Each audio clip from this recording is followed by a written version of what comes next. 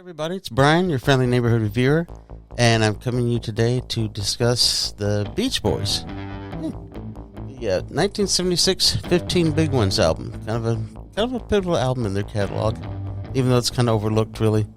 But a little record shot here in display. And, really cool.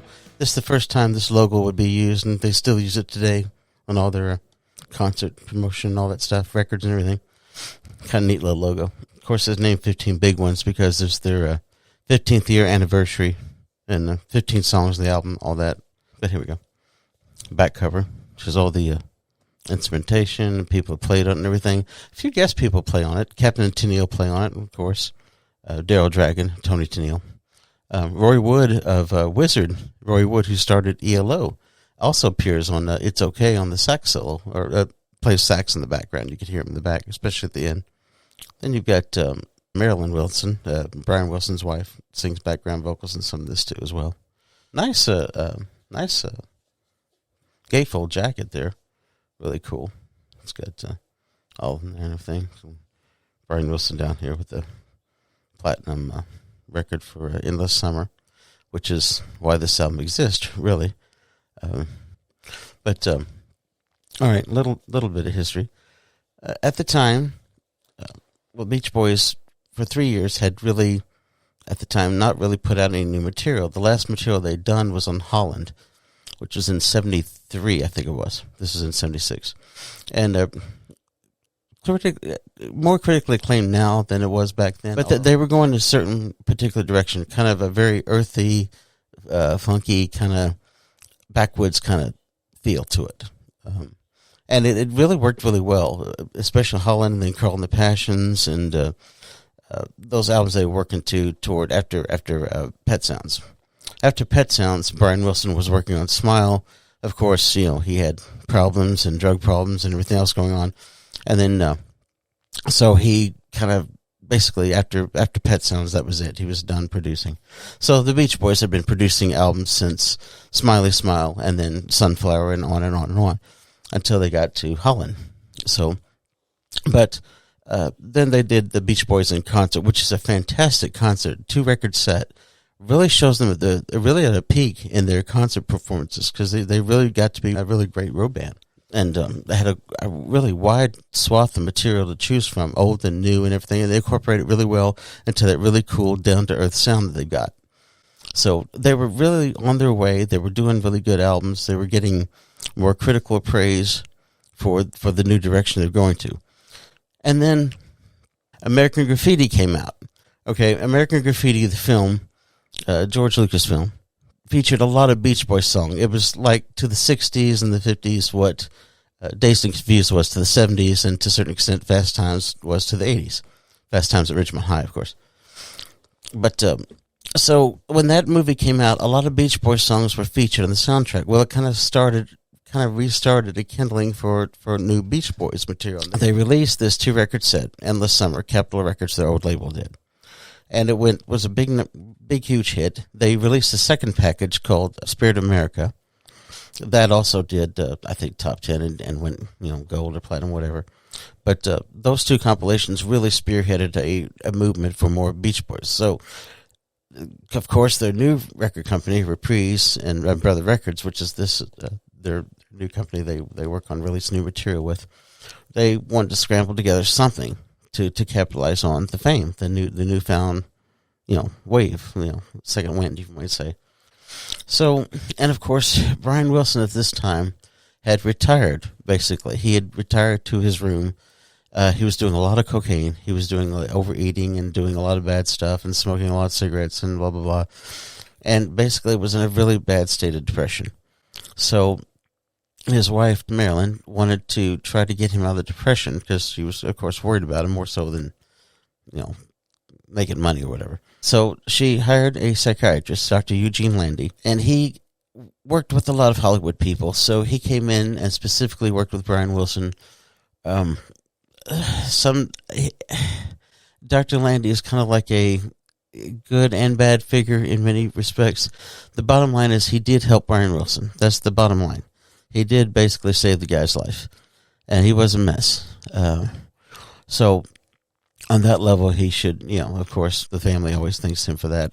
But he was doing it for a lot of sum of money. I mean, a gargantuan sum of money. But be that as may. And then it got into where he was also co-producing with Brian Wilson, and he was writing songs to Brian Wilson. And it's like, okay, now you're kind of cross the patient, doctor kind of line. But anyway, so she got him to help with Brian Wilson, get him back on his feet again, get him exercising, move around, getting off some of the drugs, getting off this all the other stuff and bad habits he had been doing, and get him back in the studio. Of course, Brother and Reprise really wanted that too, because they wanted a new album, Beach Boys That Man, with Brian Wilson on board.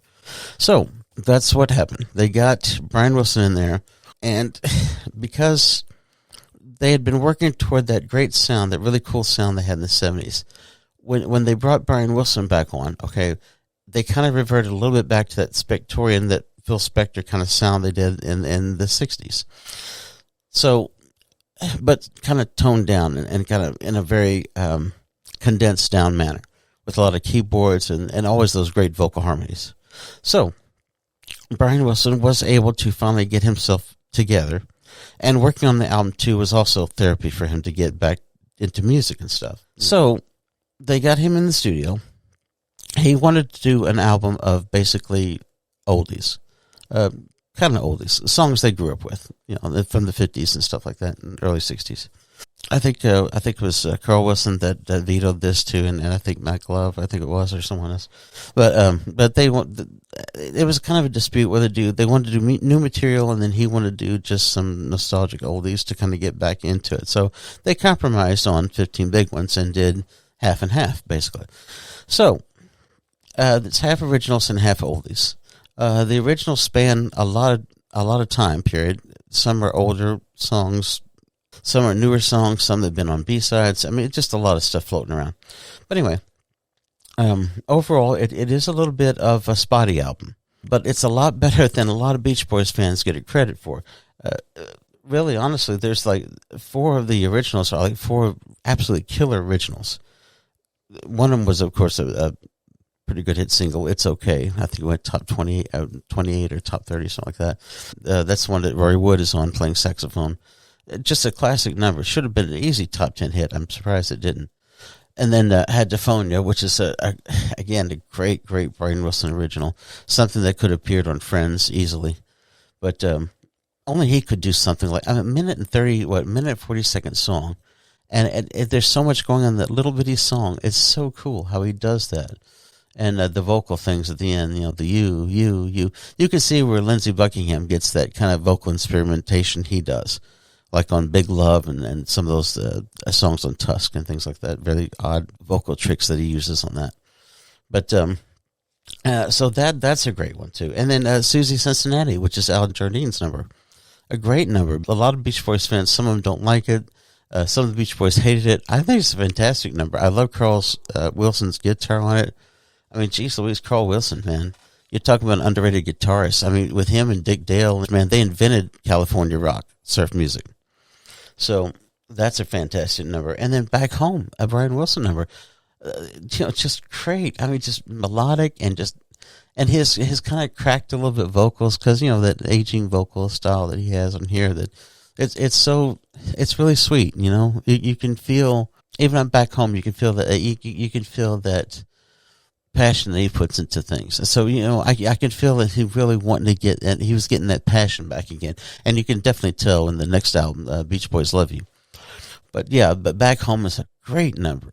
Those 4 numbers are just great. The other ones are, okay. But we'll go through the album a little bit here. We'll go through some of the oldest. Of course, Rock and Roll Music, the Chuck Berry hit, top 5 hit. It leads off the album. Some people don't like it so much, but I love it. It's the Beach Boys' take on it. Look, the Beach Boys are never going to rock as hard as the Beatles took it. But this is their version. And their vocal dexterity is what seals the deal for their music. And all their music, their vocals just are extraordinary. And the bass is cool. The synthesizers, really great. I love their take on it. I love their take a lot of oldies on here. But that's a great one. And then, of course, It's Okay, another fantastic number. Had Diphonia, another fantastic number. Chapel of Love, the old Dixie Cups #1 hit. I think Jeff Berry and Ellie Greenwich and Phil Spector wrote that, if I'm not mistaken. A Brian Wilson showcase. And again, he uses these synthesizers in such an expansive way. It's like taking the Phil Spector idea of this full wall of sound and condensing it down to maybe 4 or 5 synthesizers or a couple synthesizers and a little basic rock band. How he does it, I don't know, but I think it's the vocals. The vocals give it that breath, that air, that open air quality, that like you're in a concert somewhere in the field or something. It's amazingly done. But anyway, so great version of that.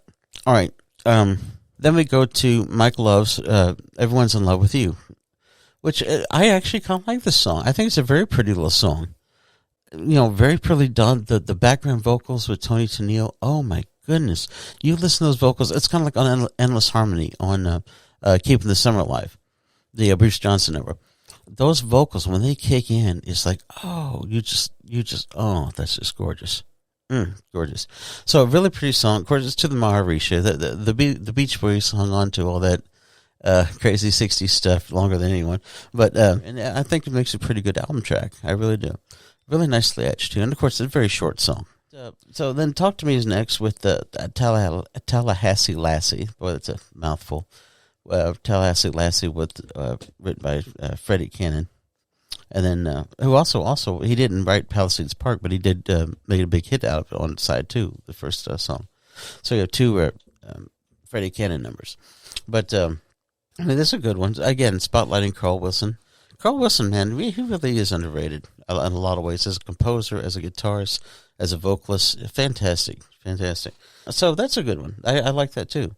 And then that same song, which is like one of Brian Wilson's kind of benchmark things. He like Busy Doing Nothing on Friends, or you always have the key track Surf's Up, on the Surf's Up song. You have that one Brian Wilson song that he contributes that is like his little benchmark thing that he really works hard to make a classic track, I guess you might say, on the Beach Boys album. So, but this is his little keynote track, all right. But this is one song of his that I've never cared for that much. Mainly because, it sounds like such a novelty number. I guess the way they're doing it, it's a little doodly-doo. Oh my gosh, yeah. It's more like a novelty number than anything. It's melodic, but it's kind of trite. He Back Home is a heck of a lot better on side 2, like I said before. But it is one of his pivotal tracks, so it's, make of it what you will. Some people like it, but I just think it's kind of a novelty. Anyway, and then definitely a novelty is the TM song, the Transcendental Meditation song that ends side 1. Again, it's so eccentric and quirky that but it doesn't really work to me. So it's really cool. Side 1 starts really great, and then it kind of dips, and then it kind of ends like blah. So about a 3-star side anyway. But the second side is even better though. Like I said, Palisades Park, they do a great version of that. The old Freddie Cannon hit. Carl Wilson, again, highlighting his vocals. Susie Cincinnati is the next, the Alan Jardine number.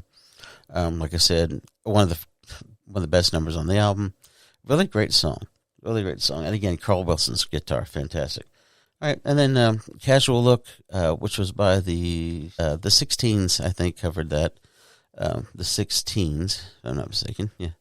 But that's a really good, like a doo-wop kind of thing. It starts out with a little doo-wop, and then Mike Love comes in, and then a really good driving number, really nicely done by the band. And then Blueberry Hill, the old Fats Domino hit, which is really given unusual treatment here. It kind of starts out very kind of quiet with a little bluesy jazz feel, and then it kind of picks up with the band stuff. Not entirely successful, but certainly a different take on it. And you got to make, if you're going to do cover versions, you got to make it your own. So it fits all right on this album. And then Back Home, of course, the great Brian Wilson song, the really gem on the album. Then we come to In the Still of the Night, I think it was by the Five Satins, did that. And here Dennis Wilson takes a lead vocal. And, Dennis Wilson's been sporadically on the vocals throughout the album, of course, and especially on It's Okay, where he does the, Find a Ride segment. It's really cool. But this is his vocal showcase.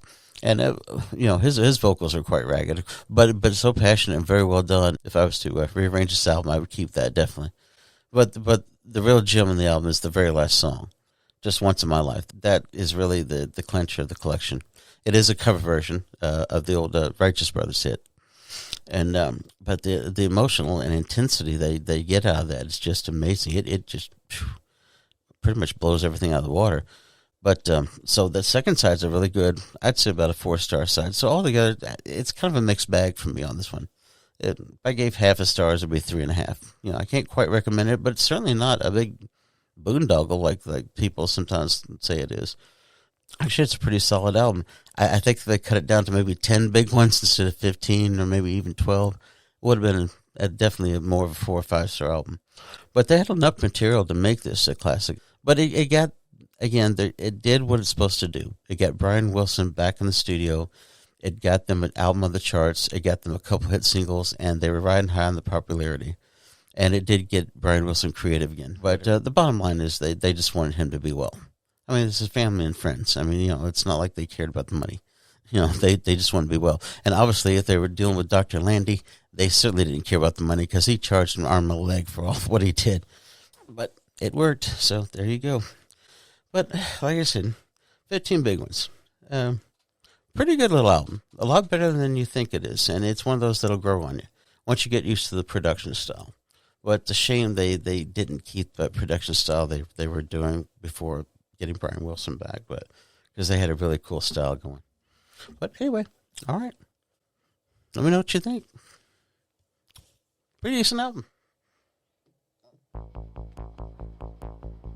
Alrighty. All right, guys. Really appreciate it. Like, subscribe, hit those buttons, ring the bells, and do all that stuff you do. Really appreciate you. Love doing this. Love having y'all listen, and hopefully I'm doing a good job on this. Hopefully it's entertaining.